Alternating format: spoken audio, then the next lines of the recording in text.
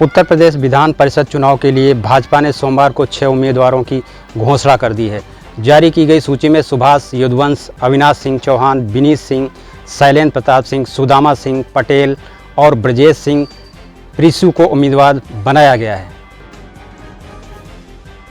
शनिवार को घोषित 30 उम्मीदवारों को टिकट दिया गया है। इसमें पार्टी ने अपने कैडर के साथ सपा और कांग्रेस से आए नेताओं पर भी भरोसा जताया है। पिछड़े वर्ग के भी सभी प्रमुख जातियों को साधने का प्रयास किया गया है। इसके साथ ही विधानसभा चुनाव में टिकट से वंचित रहे नेताओं को भी उच्च सदन में भेजने का रास्ता साफ किया है। भाजपा ने करीब 70% सीटों पर अपने पुराने कार्यकर्ताओं को ही मौका दिया है। वहीं 30% सीटों पर दूसरे दलों से आए धनबली और बाहुबलियों से किया वादा पूरा किया है। विधान परिषद के पूर्व सभापति व सपा नेता रमेश यादव और सपा विधायक रमाकांत यादव के बेटों को भी उम्मीदवार बनाया है। भाजपा ने एक भी दलित को मौका नहीं दिया है। इसके साथ ही जबकि विधानसभा चुनाव में भाजपा ने 84 आरक्षित सीटों के मुकाबले 85 दलित उम्मीदवार उतारे थे। उत्तर प्रदेश के विभिन्न सरकारी अस्पतालों में कार्यरत MBBS चिकित्सकों को नीट PG मापअप राउंड काउंसलिंग में भरांक दिया जाएगा। इसके तहत उन्हें बॉन्ड भरना होगा। PG करने के बाद उन्हें 10 साल तक सरकारी चिकित्सालयों में सेवा देनी होगी। ऐसा नहीं करने पर 1 करोड़ की धनराशि चुकानी होगी। इस संबंध में नई गाइडलाइंस जारी कर दी गई हैं। मॉपअप राउंड में हिस्सा लेने वाले चिकित्सकों से उनके सरकारी अस्पताल में कार्यरत होने से संबंधित विवरण मांगा गया है, जिसे 21 मार्च को शाम 5 बजे तक उपलब्ध कराना है। इस संबंध में महानिदेशक डॉक्टर वेदव्रत सिंह ने सभी मुख्य चिकित्सा अधिकारियों, चिकित्सा अधीक्षकों को निर्देश दिया है कि निर्धारित प्रारूप में चिकित्सकों से संबंधित सूचना तत्काल भेजें। शासन की ओर से जारी गाइडलाइन में कहा गया है कि नीट PG मॉपअप राउंड में हिस्सा लेने वाले MBBS डॉक्टरों को स्नातकोत्तर कोर्स पूरा होने के बाद पूर्ववर्ती अस्पताल में ही कार्यभार करना होगा। अध्ययन की अवधि को सेवा अवधि माना जाएगा और विभाग द्वारा बॉन्ड भराया जाएगा। इसके तहत कोर्स पूरा होने के बाद 10 वर्ष की सेवा चिकित्सा, स्वास्थ्य एवं परिवार कल्याण विभाग के अस्पतालों में देनी होगी। नवनिर्मित फिल्म कश्मीर फाइल्स को लेकर जो विवाद उठा है वो थमने का नाम नहीं ले रहा है। इसी का असर हमें मध्य प्रदेश में भी देखने को मिला है, जहां पर पूर्व मंत्री और फिलहाल विधायक पद पर काबिज कांग्रेस के नेता PC शर्मा ने ये कहा है कि वो कश्मीर फाइल्स देखने जाएंगे। हालांकि जब वो ये फिल्म देखने जाएंगे तब उनके साथ अटल और आडवाणी की फोटो जरूर होगी, क्योंकि इसके पीछे उनका ये तर्क है कि जब कश्मीरी पंडितों पर जो नरसंहार हुआ था, जो उन पर अत्याचार हुए थे, तब केंद्र में जनता दल का प्रशासन था और जिसे अटल और आडवाणी का भी समर्थन प्राप्त था। कांग्रेस नेता और पूर्व पार्षद गुड्डू चौहान ने बताया कि PC शर्मा अपने 50 समर्थकों के साथ संगीत टॉकीज में ये फिल्म देखेंगे। चौहान ने कहा कि फिल्म में जिस समय की घटनाक्रम का उल्लेख किया गया है, उस समय देश में अटल, आडवाणी और VP सिंह की केंद्र में सरकार चल रही थी। उस समय विश्वनाथ प्रताप सिंह प्रधानमंत्री थे। जनता दल की सरकार थी जो भाजपा के समर्थन से बनी थी। शर्मा अटल, आडवाणी और VP सिंह की फोटो लेकर हम जाएंगे ताकि केंद्र की भाजपा सरकार से कश्मीरी पंडितों के लिए न्याय की मांग की जाएगी। चौहान ने कहा कि भाजपा अपने कृत्यों को छिपाने के लिए कांग्रेस पर दोष मढ़ रही है। बता दें, प्रदेश सरकार के गृह मंत्री नरोत्तम मिश्रा ने कमलनाथ और कांग्रेस विधायकों से फिल्म देखने की अपील की थी। मध्य प्रदेश के भोपाल में एक बड़ा भीषण हादसा हो गया, जिसमें होटल अशोका के सामने एक महिला की गाड़ी और एक दूसरे पक्ष की गाड़ी आपस में भिड़ गई, जिसे लेकर परिसर में थोड़ी देर के लिए माहौल थोड़ा तनावपूर्ण हो गया। और जब किसी ने ये अफवाह फैला दी थी कि जो सड़क में जो महिला घायल हुई है उसकी मौत हो गई है, जिसके बाद परिसर में थोड़ा सा वातावरण और तनावपूर्ण हो गया। लेकिन स्थानीय परिसर में ही जो पुलिस बल तैनात था, उन्होंने लोगों का संभ्रम दूर किया।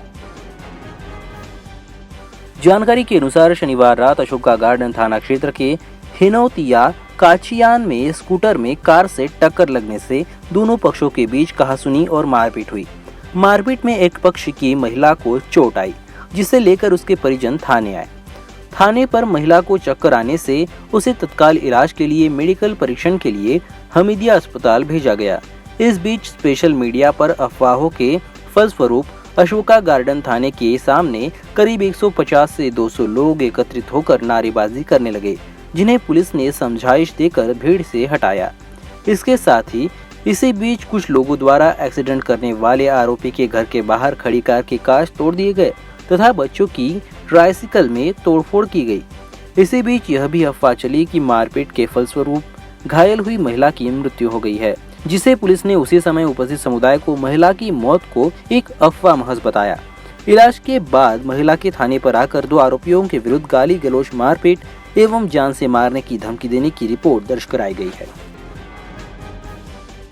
राजधानी दिल्ली में इलेक्ट्रिक वाहनों की संख्या में बढ़ोतरी के साथ चार्जिंग इंफ्रास्ट्रक्चर, स्टेशन और पॉइंट की वृद्धि का सिलसिला भी जारी है। फिलहाल दिल्ली में 169 चार्जिंग स्टेशन और 377 चार्जिंग पॉइंट है। आने वाले 3 महीने में 850 चार्जिंग पॉइंट होने की उम्मीद है। ई वाहनों की चार्जिंग की सुविधाएं बेहतर होने से निजी वाहनों की संख्या में बढ़ोतरी की उम्मीद की जा रही है। दिल्ली परिवहन निगम डीटीसी डिपो में भी ई बसों की चार्जिंग के लिए बुनियादी सुविधाएं तैयार की जा रही हैं। दिल्ली में पिछले माह तक इलेक्ट्रिक वाहनों में 55% ई बाइक की बिक्री हुई है। इससे पहले रिक्शा की संख्या सर्वाधिक है। धीरे धीरे कार सहित दूसरे ई वाहनों की संख्या में भी वृद्धि दर्ज की जा रही है। दिल्ली की सड़कों पर फिलहाल 2 इलेक्ट्रिक बसें दौड़ रही हैं। 2 महीने करीब 300 ई बसों को दिल्ली के परिवहन बेड़े में शामिल करने से पहले डिपो में भी चार्जिंग की सुविधा तैयार की जा रही है। इससे निजी वाहनों के साथ बसों के लिए चार्जिंग की दिक्कत दूर हो जाएगी।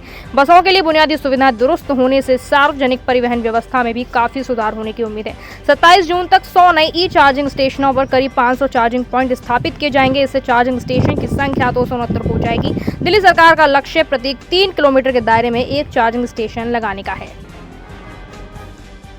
दिल्ली पुलिस के स्पेशल सेल ने अपहरण व हत्या के मामले में भगोड़ा लेडी डॉन निधि उर्फ भारती को गिरफ्तार किया। बताया जा रहा है कि आरोपी 4 साल से फरार चल रही थी और जमानत के बाद कोर्ट में पेश नहीं हो रही थी। 2018 में कोर्ट ने भी लेडी डॉन को भगोड़ा घोषित कर दिया था।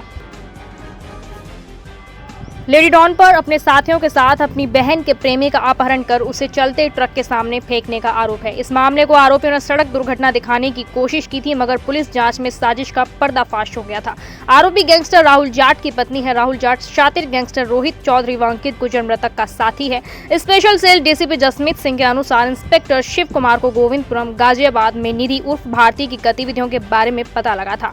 इसके बाद 19 मार्च को गुप्त सूचना मिली थी कि निधि गोविंदपुरम गाजियाबाद स्थित एक कैफे में आएगी। एसीपी उत्तर सिंह की देखरेख में इंस्पेक्टर शिव कुमार व एसआई राजेश शर्मा की टीम ने कैफे में 19 मार्च की शाम को घेराबंदी कर गांव शरीफाबाद, राजपुर, फारूक नगर, लौनी, गाजियाबाद निवासी निधि को गिरफ्तार कर लिया है। निधि व उसके पति गैंगस्टर राहुल जाट ने 9 साथियों के साथ जीटीबी एनक्लेव से 1 अप्रैल 2015 को सागर उर्फ चुन्नू को अपने घर बुलाकर अपहरण कर लिया था। इन लोगों ने उसे बांधकर बेरहमी से पीटा और बागपत ले जाकर मुख्य सड़क पर चलते ट्रक के सामने फेंक दिया था। ट्रक से कुचलने से सागर की मौत हो गई थी।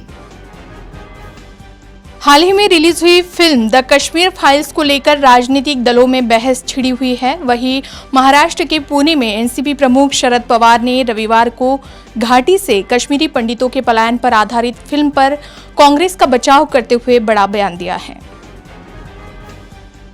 उन्होंने कहा कि इस फिल्म का इस्तेमाल कांग्रेस पार्टी को दोष देने के लिए किया जा रहा है और यह दिखाने का प्रयास किया जा रहा है कि उस समय जो कुछ भी हुआ था तब कांग्रेस देश पर शासन कर रही थी। बता दें कि अगर हम तब के इतिहास को देखें तो जब कश्मीरी पंडितों का पलायन हुआ तब केंद्र में विश्वनाथ प्रताप सिंह देश का नेतृत्व कर रहे थे।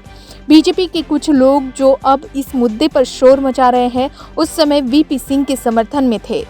दरअसल राकापा नेता शरद पवार ने पुणे में बारामती में पत्रकारों से बातचीत के दौरान दावा किया कि वीपी सिंह की सरकार जो बीजेपी के कुछ सदस्यों का समर्थन हासिल था। इस दौरान पवार ने कहा कि बीजेपी की ही मदद से मुफ्ती मोहम्मद सईद केंद्रीय गृह मंत्री बने थे। उन्होंने कहा कि जम्मू कश्मीर के तत्कालीन राज्यपाल जगमोहन का कांग्रेस से दूर दूर तक कोई वास्ता नहीं था। भारतीय जनता पार्टी के वरिष्ठ नेता और महाराष्ट्र भाजपा के चीफ चंद्रकांत पाटिल ने अजीबोगरीब बयान दिया है।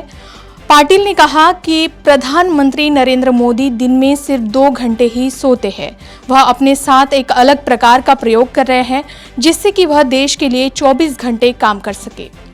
पाटिल ने यह बयान भारतीय जनता पार्टी के कार्यकर्ताओं को कोल्हापुर में संबोधित करते हुए दिया है। दरअसल नॉर्थ कोल्हापुर विधानसभा सीट पर उपचुनाव होना है। इसी दौरान कार्यकर्ताओं को संबोधित करते हुए पाटिल ने कहा कि पीएम मोदी दिन में सिर्फ 2 घंटे ही सोते हैं और 22 घंटे काम करते हैं। चंद्रकांत दादा पाटिल ने दावा किया है कि प्रधानमंत्री मोदी अपने साथ प्रयोग कर रहे हैं ताकि उन्हें सोने की जरूरत ना पड़े। प्रधानमंत्री हर मिनट देश के लिए काम करते हैं। पीएम मोदी कोशिश कर रहे हैं कि वह नींद से खुद को बचा सके ताकि वह 24 घंटे जगे रहे और देश के लिए काम करते रहे। वह अपना 1 मिनट भी बर्बाद नहीं करते हैं। भाजपा नेता ने कहा कि पीएम मोदी बहुत ही कुशलता के साथ काम करते हैं और उन्हें यह पता रहता है कि देश के किसी भी हिस्से में क्या हो रहा है।